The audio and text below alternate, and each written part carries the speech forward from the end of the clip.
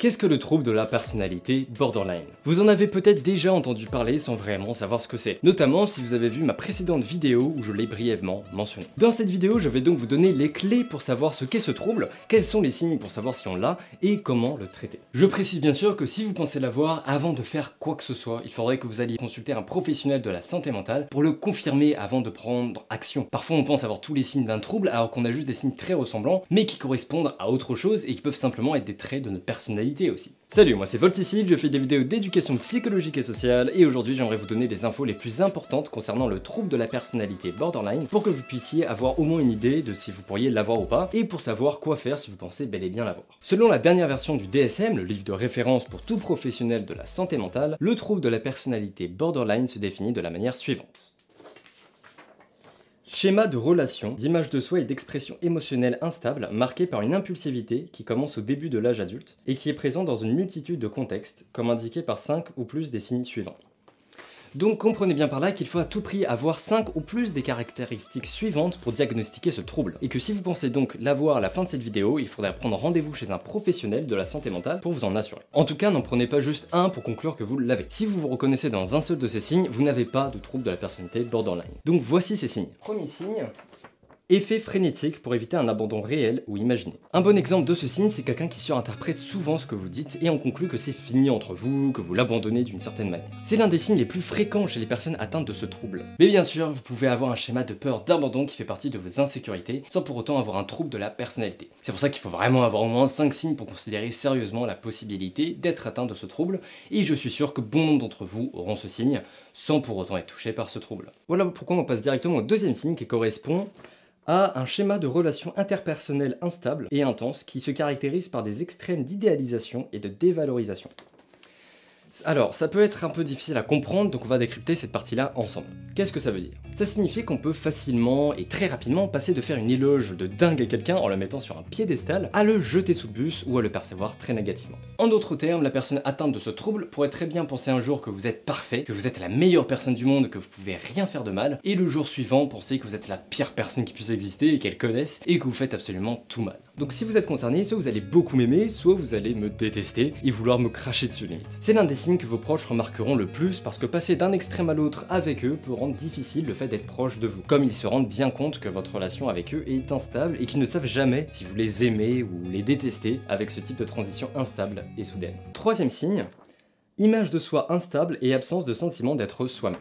Alors oui, ça pourrait s'appliquer à plein de gens et c'est toujours pourquoi il est si important d'avoir au moins 5 signes ou plus pour s'assurer qu'il s'agit bien du trouble de la personnalité borderline. Aussi, il est important de noter que ça devrait être constant et répétitif. C'est-à-dire que c'est pas juste une petite passade, vous êtes un peu perdu par rapport à qui vous êtes, ou une période où vous vous cherchez un peu. Surtout si vous êtes jeune, ça arrive souvent et c'est tout à fait normal. Ce signe-là est la raison pour laquelle on peut facilement cumuler le trouble de la personnalité borderline avec un trouble de l'alimentation. Comme notre image de soi est perturbée et instable, on n'a pas une très grande estime de soi, et on peut donc développer en parallèle de ça un trouble de l'alimentation. Et ne confondez pas ce signe avec le fait d'être un peu perdu sur ce que vous voulez faire plus tard par exemple. Si vous ignorez si vous voulez être prof, coach ou caissier dans un supermarché, vous êtes juste humain. Alors que dans le cas du trouble, c'est une confusion identitaire profondément ancrée quant à votre genre, votre sexualité ou même votre spiritualité. Attention à ne pas extrapoler ce que je viens de dire. Je ne dis pas que les personnes souhaitant changer de genre ont un trouble de la personnalité borderline. C'est pour ça qu'aucun signe ne doit être pris séparément, c'est un groupement de tous ces signes qui permet d'établir ou non un diagnostic. En plus, pour vraiment dire si vous avez ce trouble, non seulement il faut plusieurs de ces signes,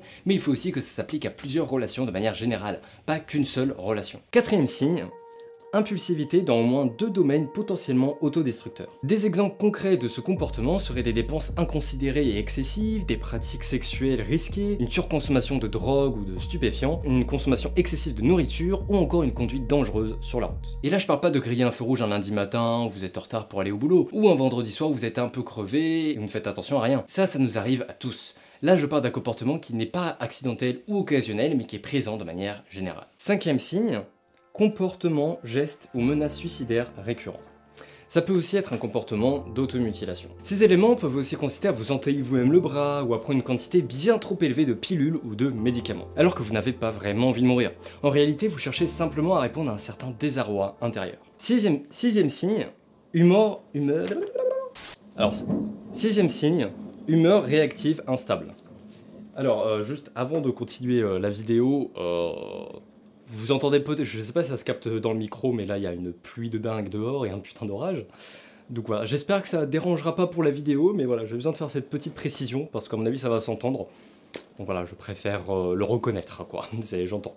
Donc j'espère que ça se captera pas trop dans le micro, ça je verrai bien au montage. Et vous le voyez bien là pendant que la vidéo tourne. Allez, on reprend. Donc on en était sur l'humeur réactive instable. Ça consiste à avoir des épisodes fréquents de mauvaise humeur, d'irritabilité ou d'anxiété qui durent généralement quelques heures, voire quelques jours. 7e signe, sentiment chronique de vide. C'est l'une des raisons pour lesquelles les personnes atteintes du trouble de la personnalité borderline se coupent souvent des autres. C'est un mécanisme de défense qui les aide à se sentir réels. Cela dit, certaines personnes se coupent des autres simplement pour faire relâcher la tension, donc c'est important de ne pas confondre les deux. C'est le même comportement, mais pas la même signification. 8e signe, colère inappropriée, intense ou difficulté à maîtriser sa colère, un peu comme l'orage dehors. Ça peut se traduire par des explosions fréquentes de colère, une colère beaucoup trop intense par rapport à la situation, ou même le fait de se battre physiquement avec quelqu'un. Et enfin, 9e signe, 9e et dernier signe du coup, idéation paranoïaque ou symptômes dissociatifs sévères. Les cliniciens les nomment parfois épisodes micro-psychotiques. Ce sont pas des réactions de psychose complètes, mais elles sont assez similaires. Si vous ignorez ce qu'est la psychose, je vous invite à vous abonner et à activer la cloche, comme ce sera le sujet de la prochaine vidéo. Quant à la dissociation, c'est quand quelqu'un se déconnecte du moment présent. On peut se déconnecter de notre environnement, de nos pensées, et même de nous-mêmes. Il pourrait par exemple s'agir d'une personne ayant été victime à plusieurs reprises de violences physiques et sexuelles, et l'une des manières que cette personne aurait pu avoir au moment des faits pour se protéger consisterait à mentalement se retirer de la réalité, comme si ce n'était pas réellement en train de lui arriver. C'est une manière de se protéger sur le moment, et lors de phases comme ça, vous avez le sentiment de vous voir de l'extérieur. Un peu comme dans un jeu vidéo, vous êtes en dehors de vous-même parce que tout a l'air trop intense, vos émotions sont trop intenses et vous submergent, donc c'est impossible pour vous d'être entièrement conscient et ancré dans le moment présent. Et avec le trouble de la personnalité borderline, ce phénomène de dissociation arrive très souvent dans plein de contextes différents. Voilà tous les signes du trouble de la personnalité borderline, et je sais, ça fait beaucoup de signes, 9 en tout, mais il faut toujours bien en avoir au moins 5 ou plus pour pouvoir être diagnostiqué de ce trouble par un professionnel. Les comportements décrits doivent aussi avoir lieu en même temps, ou ça doit être la manière dont vous ressentez les choses, ou dont vous faites les choses de manière générale. La meilleure manière de traiter le trouble de la personnalité borderline, selon la psychologue américaine Cathy Morton, dont vous retrouverez le lien de la vidéo en description, c'est à travers la TCD, la thérapie comportementale dialectique. D'ailleurs, je vais vous lire comment le CHU de Toulouse, donc le centre hospitalier universitaire de Toulouse, définit la TCD. La thérapie comportementale dialectique est une psychothérapie qui s'adresse aux patients présentant un trouble de la personnalité borderline, ainsi que d'autres troubles caractérisés par une labilité émotionnelle s'accompagnant d'un trouble du comportement. La thérapie comportementale dialectique, dans son ensemble, est constituée de plusieurs composantes. L'unité de soins spécialisée borderline privilégie l'une d'entre elles: les groupes thérapeutiques. Pourquoi c'est la plus efficace et la plus recommandée par les professionnels? Eh bien pour la simple et bonne raison que cette thérapie vous aide surtout à bien accueillir, réceptionner et maîtriser nos émotions au lieu d'avoir le sentiment que ce soit elles qui nous contrôlent. Donc ça aide à réguler cette peur intense et irrationnelle de l'abandon, ces changements d'humeur soudains, cette idéation suicidaire, tous ces problèmes qui nous génèrent de fortes émotions, et même la colère peut être apaisée. On les reconnaît, on les accueille lorsqu'elles surviennent, et on apprend à les ressentir dans un état de mindfulness. En français, on traduirait par pleine conscience, pleine présence ou pleine attention. Mais j'ai utilisé le terme anglophone, comme c'est aussi le terme utilisé par le CHU de Toulouse, que j'ai utilisé comme l'une des sources de cette vidéo. C'est un état dans lequel on s'ancre complètement dans le moment présent, et avec ça, ils utilisent plein de techniques efficaces pour apprendre à gérer nos émotions, et ça peut largement nous aider à redescendre et à se calmer. Mais c'est à cause de ces fortes émotions et de ces fortes réactions que les gens font tout pour éviter les personnes atteintes de ce trouble ou dont elles pensent qu'elles en sont atteintes, lorsqu'ils connaissent quelques symptômes et pensent les reconnaître chez quelqu'un. Parce que c'est facile de se dire que c'est dur de gérer une relation avec ces personnes-là, mais c'est pas si terrible que ça, et on doit juste travailler tous ensemble. Le reconnaître lorsqu'on est atteint du trouble de la personnalité borderline, dans un premier temps, je sais pas combien de fois j'ai prononcé ces mots dans cette vidéo, mais ça fait beaucoup en tout cas, et commencer à travailler sérieusement dessus. Et je sais que c'est difficile, intense, et que vous vous sentez vraiment submergé par ces émotions si vous êtes dans ce cas, donc c'est difficile de résister, mais après avoir travaillé dessus, on s'apaise et on se sent beaucoup mieux. Et ça favorisera les progrès que vous pourrez potentiellement faire avec votre thérapeute. Enfin bref, j'espère que cette vidéo vous aura aidé à savoir ce qu'est le trouble de la personnalité borderline, pourquoi ça peut être si mal vu par certaines personnes, et surtout comment travailler dessus en apprenant à mieux gérer ses émotions. Ainsi, si vous êtes concerné et que vous êtes sur Toulouse, le CHU de Toulouse propose l'organisation de rendez-vous avec un groupe de personnes dans le même cas que vous. Il leur faut simplement un formulaire que devra leur envoyer votre psychiatre ou médecin généraliste que vous auriez donc consulté au préalable. Si on vous a diagnostiqué un trouble de l'alimentation, un trouble ou une maladie vous amenant à vous automutiler, ou encore le fameux trouble de la personnalité borderline, je vous invite à chercher un groupe thérapeutique dans lequel vous pourriez régulièrement vous rendre pour travailler sur vous-même. Alors je sais pas s'il y a d'autres CHU qui organisent ces rendez-vous, et si c'est le cas, j'ignore combien, donc je vous invite à vous renseigner directement selon là où vous vivez pour ça, après avoir été diagnostiqué. D'ailleurs, pour ceux qui me suivent depuis quelques temps, vous pouvez dire adieu à ce décor.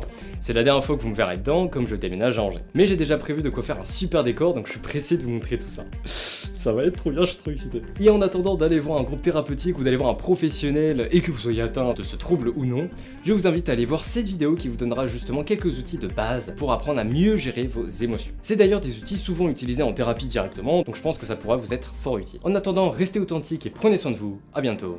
Ciao. Alright.